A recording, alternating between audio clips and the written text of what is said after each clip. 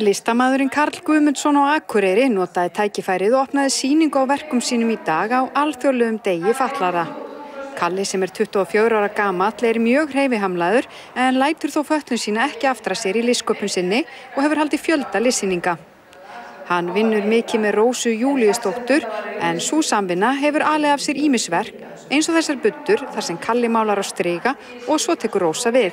Og svo hef ég saumað út í svona sem svörun við því sem hann hefur málað. Hann bæði frumlegur, óheftur svolítið, en svo hann, og nú mun hann ekki líka það sem ég segi, en svo hann svo ansi rómantískur, bæði gagnvart náttúru og öðrum hlutum. Kalli segist hafa sérlega gaman að því að búa til hluti sem bæði gleðja augað og hafa líka eitthvað notagildi og hugmyndirnar koma víða að. Það alls kyns hugmyndir af verkum bara frá daglegu lífi. Já, koma bara hérna og þaðan. Allir hlutir á sýningu Kalla til sölu og vonast hann til þess að salan gangi vel því hann að safna sig fyrir flakkara. Aðspurður út í málefni fatlaðra kvartar Kalli yfir því að aðgengi sé víða ábótavant á Akureyri en salurinn sem hýsir verk Kalla í Listagilinu til að mynda gott dæmi um það.